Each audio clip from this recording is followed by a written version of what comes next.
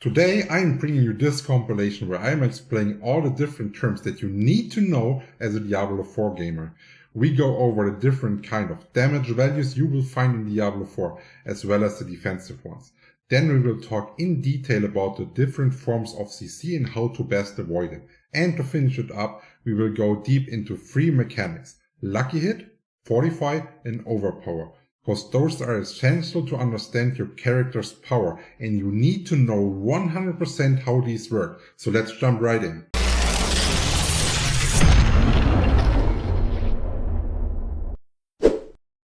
In Diablo 4 we're having a total of 7 different damage effects. We are starting with the most commonly known one and work our way up to the more complicated ones that need a bit more explanation. And probably known, it's almost in every game, we are having critical strike, which means you're having a base value of 5%, and at a rate of 5%, you will deal 50% extra damage. And this can be increased by items and skills. And how to spot it in-game? Right here you can see the white number. This is a normal damage number. And if it gets yellow right here, this is your indicator that you have just had a successful crit. Then next up, we are having Overpower. Overpower has a start value of 3%, and here it is important, it cannot be increased. This value is fixed, so you cannot find items that give you increased overpower chance. But there are certain skills that can, for example, bring this value up to 100%. So you should keep your eyes open for this. And the way the damage calculates on the Overpower, it's not as simple as crit damage, where you only have like the 50% increase and then you can increase this with your gear. Here it actually matters how much life you have and how much fortified value. And then afterwards you still have a multiplicator that has a base of 50% that gets calculated on this. But I will make a separate video explaining the Overpower and critical damage scaling compared with the Luckyhit in an extra video. I think this goes too far here. So how do you actually spot it in game? You can see right here this light blue color. This is an Overpower. And yes, Overpowers can also crit as well. And this is the orange number right here. So if we're going back, we are having the yellow paired with the blue one, will be the orange one for the Overpower crit rate. Then next up we are having Vulnerable. If an enemy is vulnerable, this means you deal 20% extra damage to the enemy. But this effect can also be put on you by certain enemies as a debuff, which will then make you take 20% extra damage, and you should be extra careful. And you can see it for yourself right here in the little health bar on your screen, where you will have this purplish color and those cracks, which means if whenever you see this, you are having 20% increased damage from monsters. So you should be extra careful and get some defense going. And on the other hand, if you see it right here with the purple and the vulnerable over the head of the monster, then it's your time to deal damage and get going, because you did have 20% more. Then next up is Luckyhit. So Luckyhit is not, like, there's no visual effect in game. Luckyhit is determined, the effect of Luckyhit are determined based on the weapons you are finding. So we can see this right here as an example. If you're wearing this wand, you have a 4% chance to immobilize something if a Luckyhit triggers. And how does a Luckyhit trigger? So for example, here we are having the skill Flay that has a Luckyhit chance of 50%. If you, for example, in-game don't see this Luckyhit chance, you have to go to settings and turn on the advanced tooltips, or take a look at the best settings of Diablo 4 guide I made, so you know how to unlock those really valuable informations that you actually need. So right here as an example, Flay has 50% Luckyhit chance and 4% immobilize chance. So if we are doing the math right here, we are having a 2% chance basically to immobilize the targets that we're fighting against, which is not too bad, right? Especially if we are in an AoE skill right there. Next up, we are having execute. And this is another example of a lucky hit chance proc. So there's no guarantee that execute happens every time you have a lucky hit, but there's items that you can find that execute monsters. And an execute is described as an instant kill if a monster is below 35% life. But the downside is this only works against trash mobs, so it doesn't work against elites and bosses, which that may not make it really valuable in the late game. We will have to keep our eyes open on this, and I will keep you updated. Then we are having damage over time, also known as dot. So if anyone ever refers to dot, that's just the shortcut for it. And in Diablo 4, we are having 4 different kinds. We are having bleeding, mostly used by the barb. Then we're having burning, that is mostly used by the sorcerers and other fire skills. Then we're having poison, mostly used by the rogue. And poison also used a lot by enemies with all those pools, especially the elite packs. And a lot of bosses in the beta also used it. And then we are having shadow damage that also has an overtime effect and often gets overlooked right there. And how can you spot it in game? So you will see the health bar here. The first part is light and the other one is already a bit dark. That means this monster is affected by damage over time, and this health will tick down to 0. So if you're playing a burning build or a damage over time build, as soon as you see that there's no more light red in the health bar, it's only the dark one, you can already continue on because the monsters will tick down and die. So this increases your farming efficiency a bit. And then next up, we are having the direct damage that is referred to in many items and skills. And this is basically pretty simple. We have just talked about what damage over time effects are, and everything that's not a damage over time is considered direct damage. So right here, we want to talk about 6 different things that regard your life and your defense and that you need to know to be playing the game properly. We are starting out with healthy. Healthy is an attribute that you can see right here on the full glow up bubble of your health. That means you are healthy when it glows. As soon as it doesn't glow anymore, you're not healthy. And the threshold for this is 80% of your total life. And why is this important? Because there are a lot of skills that get a bonus effect. For example, if you cast them while you're healthy. So one example is the Hydra on the Sorcerer. When you cast it while you are healthy and you've specced into it, the Hydra will have 4 heads instead of 3. So you should definitely keep this in mind when you do your skilling, because if you're doing more like a tanky build, right, and you're going for legendary aspects that have a healthy one, that's not going to work out well. It's something like really good for ranged characters that don't take too much damage and can dodge a lot. Then next up, we are having basically the counterpart, and that is injured. So when you are below 35% of your total life, that means you are injured. But this can also be for monsters. So for example, if a monster is below 35% of its total life, you can get additional effects on it. For example, execute that we've talked about in a previous video. And the way how to sense it in game is you can see right here that this health bar is not clear. You can see the blood dripping down. So basically, as soon as you go below 35% health, your orb, the health orb, will start bleeding. And then we're having something that's called Fortify. That is pretty new. And you can imagine it kind of like an extra health bar that you can load up, like a second one. And once the bar is maxed, you have 10% damage reduction. And you can see it right here on the screen where our actual health is full. We are also having the full circle to signify that we are full. And then we are seeing this blue bar, this red bar right here filling up on our actual health orb. And this is the Fortify stat. And as soon as we manage to fully fill it, we are getting this armor around our cloak right here that shows us that we are in the fortified state, fully loaded, and now have the 10% damage reduction ready. Then we are having the barrier. The barrier is similar to Fortify, but there's one big difference in it. So the barrier will also have an overlay right here. As you can see, it is blue, and you can also see the value of your barrier going up and down right here.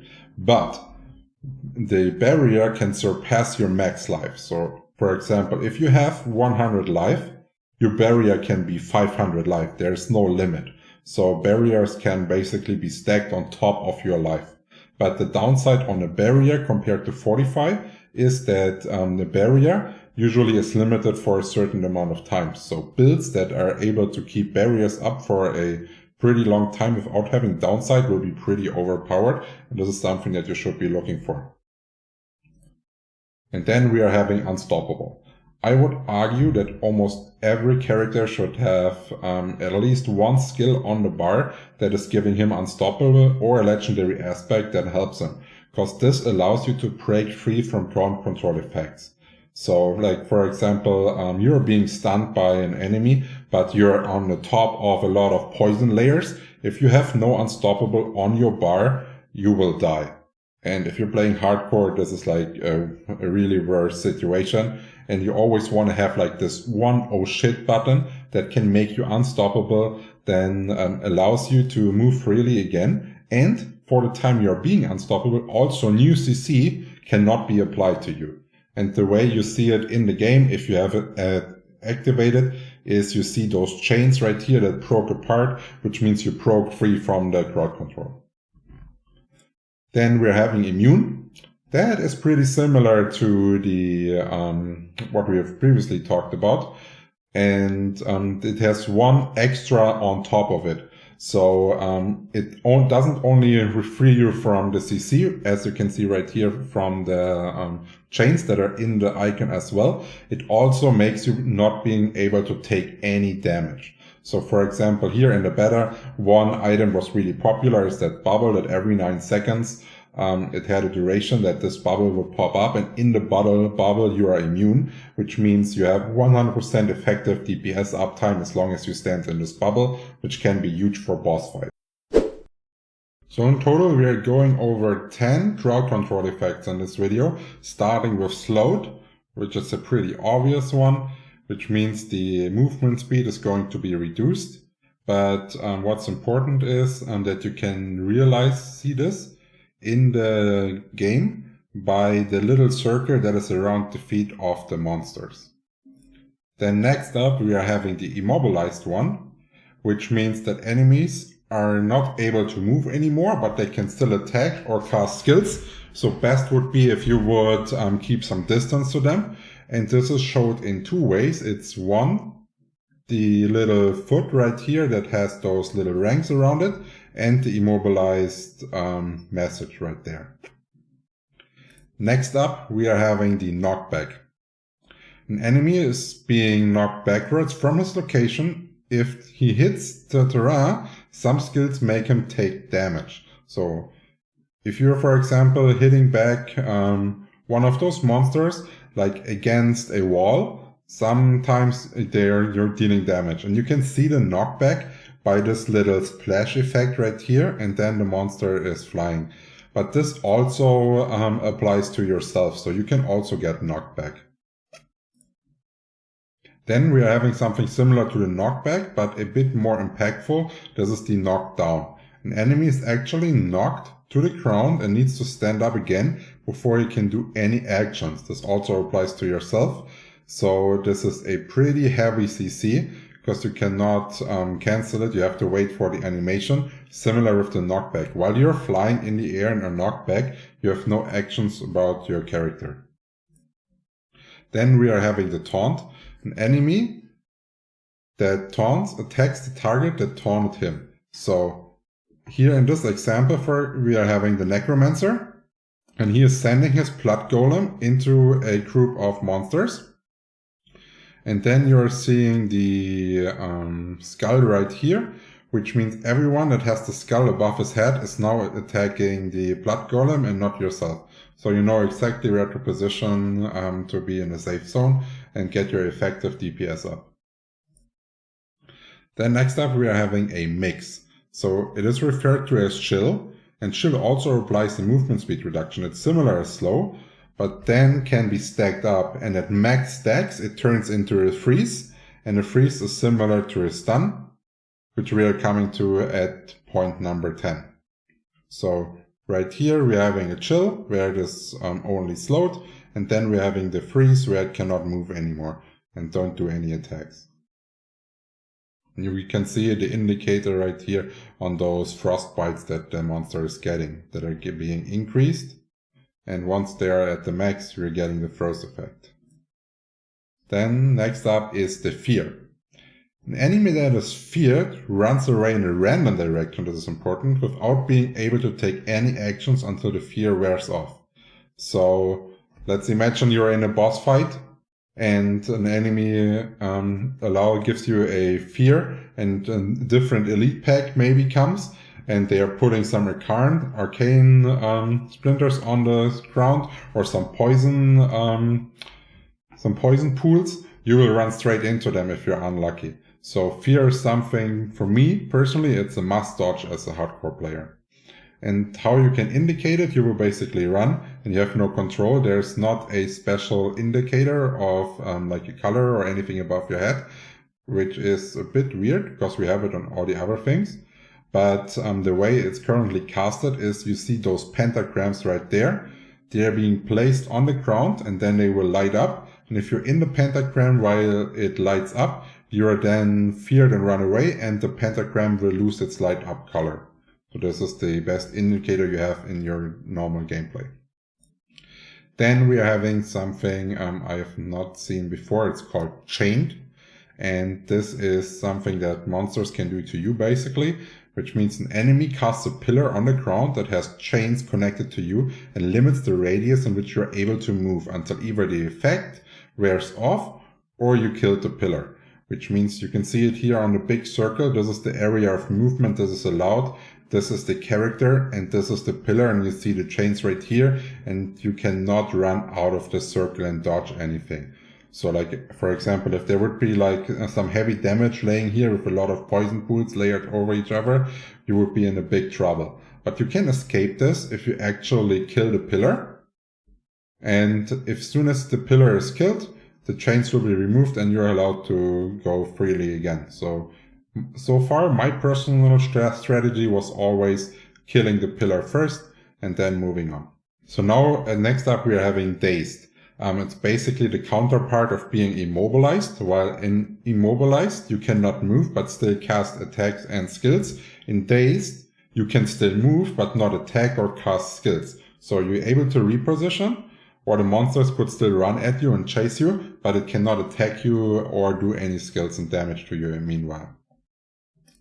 And then last up, we are having the stun. Probably the most commonly known one, which means an enemy can neither attack or move. And this is also the same effect as the freeze. If you remember, when you apply shit, it is stacking, and then the freeze monster can neither attack nor move. So it's basically stunned, it just looks a bit more fancy than if you're doing a regular stun, which you can see around this dizzy circle above the monster's head, and you can always see the heads of the monsters or enemies nodding down until it wears off again. First, we need to understand what Luckyhit is. In other games, it's often referred to as proc coefficiency or proc rate. So one example. Your basic attacks have 5% chance to stun an enemy. That's a writing you find in lots of games, and we now need to figure out together how we manage to get such a clear value in Diablo 4, because here it's not that simple to read. Something everyone should do in advance is turn on the advanced tooltips in the in-game settings, because this will then give you access to see the lucky hit chance of all the skills. We are using the skill Frozen Orb here as an example that has a lucky hit chance of 4%. Worth mentioning is that skills that have AoE effects have lower lucky hit chance compared to the values that single target skills have. But more about this when we dive deeper into the calculations. Next, we need to take a look at the lucky hit effects we have available in the game. We are not going over all of them, we are just doing one as an example, but it works the same way for all of them. So here we are seeing a weapon with 5.5% stun chance.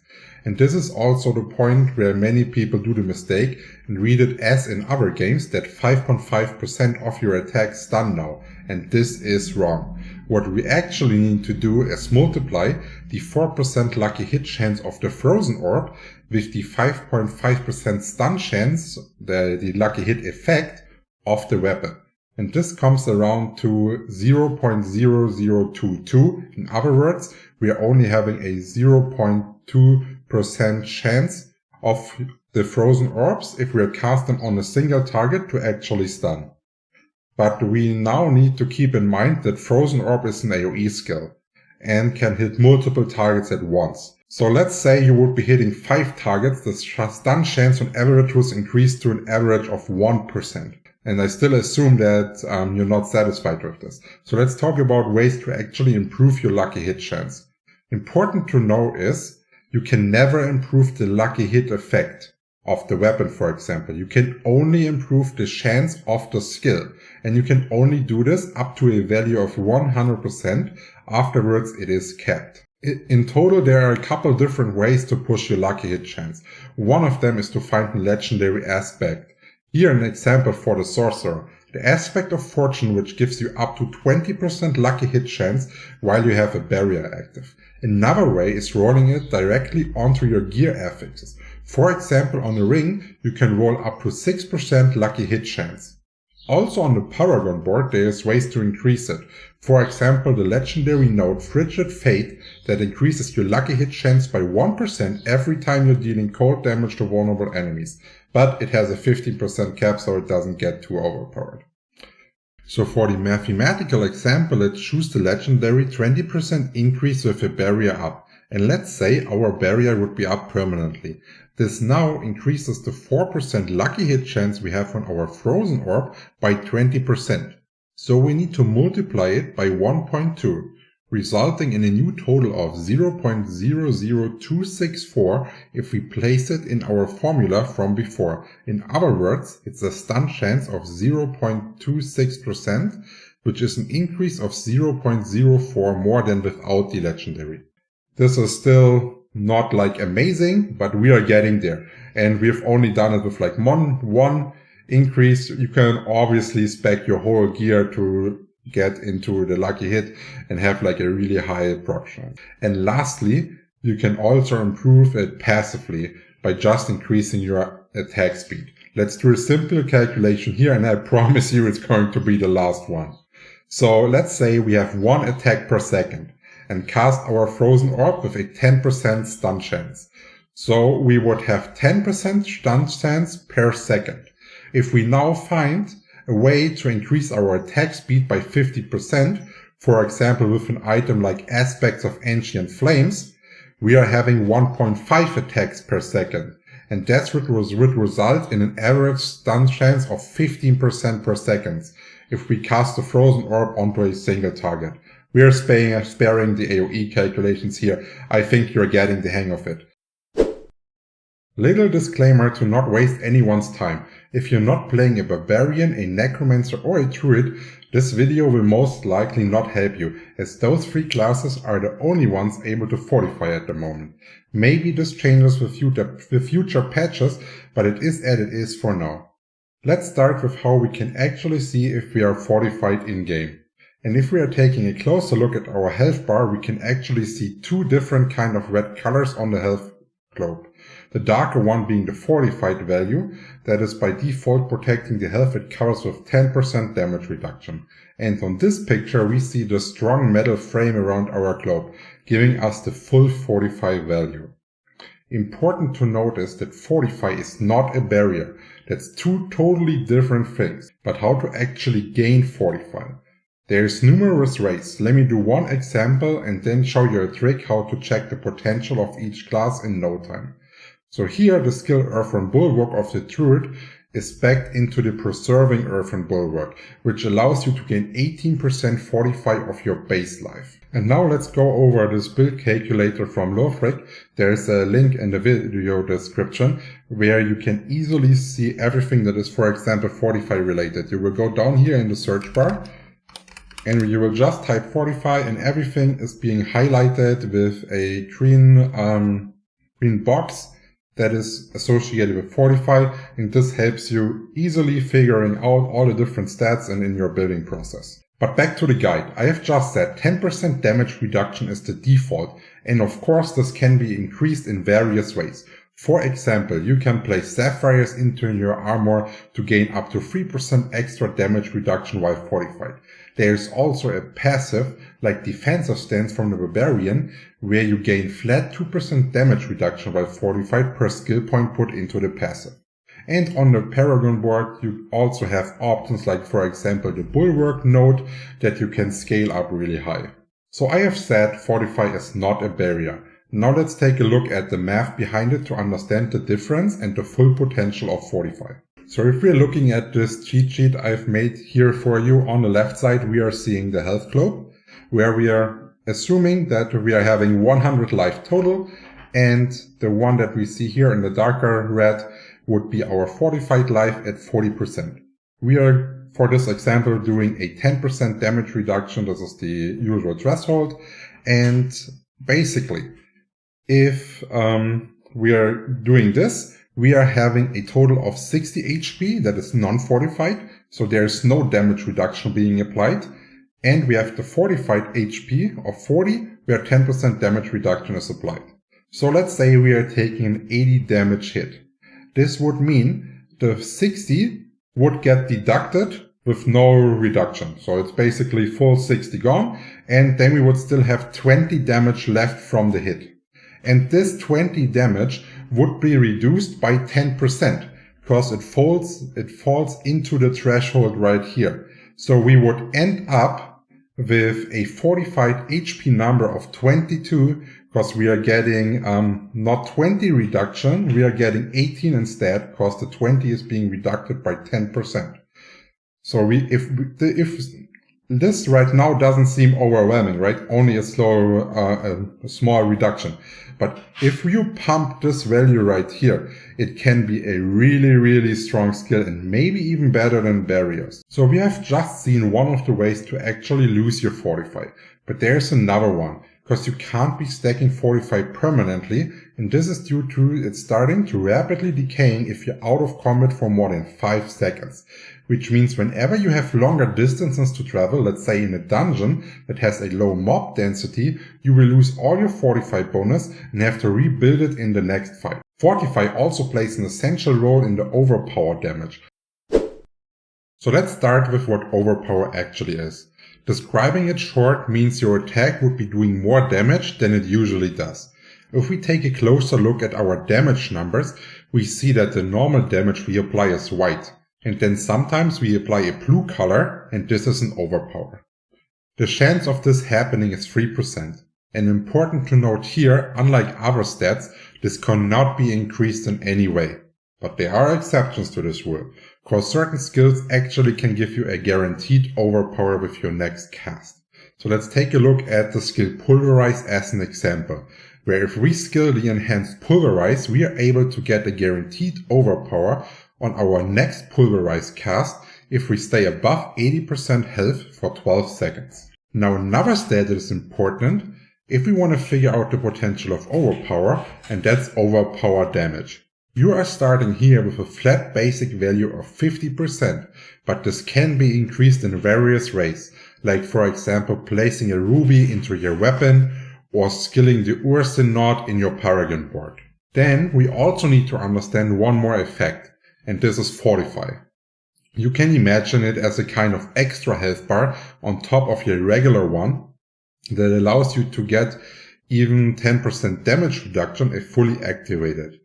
And this can be stacked with various skills. Again, we are making one example here with the skill Urban Bulwark, where if we skill per serving Urban Bulwark, we are able to fortify ourselves for 18% of our base life. So now we got an idea of everything that we need to solve the Overpower puzzle. So let's take a look at the formula to calculate the Overpower damage. Because there have been so many wrong formulas out there, but I can guarantee you to 99.99% that this is the correct one. So we have the skill damage you would be doing. Then to this we are adding later on a sum of your current life and current Fortify, multiplied by our overpower damage percentage. And this will then be our overpower damage in-game. So basically what we are seeing displayed on those blue numbers. So the learning we can draw from this is, if you want to build a character that's using overpower skills to be OP, you should not only stack overpower damage percentage, but also invest into a high life total and ways to generate a lot of Fortify, and even more importantly, maintain this state. But we are not done here, because there's actually one more way to boost your overpower damage, and this is by critical hits. You heard correctly, a hit can overpower and critically strike at the same time. So you can see this in-game as displayed here at this darker orange color of the damage display. And this adds critical strike damage into the equation, making it being multiplied with your skill damage. So in total, there's 2 more stats you should be looking for to optimize your gear. And this is critical rate and critical strike damage. Because without the critical rate, your chance of actually getting the overpower and the critical at the same time will not occur often. So high critical rate, high critical strike damage, high overpower damage percentage, high health, high Fortify, and you're going to be racking with your overpower build. I really hope this guide was helpful for you and it prevents you from doing bad decisions in your character building process. If you have any more questions, let me know in the comments. I will always answer everything in less than 24 hours. If you want to discuss your choice or builds, I highly recommend joining my Discord server to meet like-minded people. And the last thing before this video ends, on the 4th of June, I started streaming daily on Twitch with a unique concept. We will play hardcore only, and if I die, this will trigger a community event in which you can earn nice rewards out of the cash shop, like skins, mounts, and even battle passes. So don't forget to subscribe and follow to not miss out. Cheers!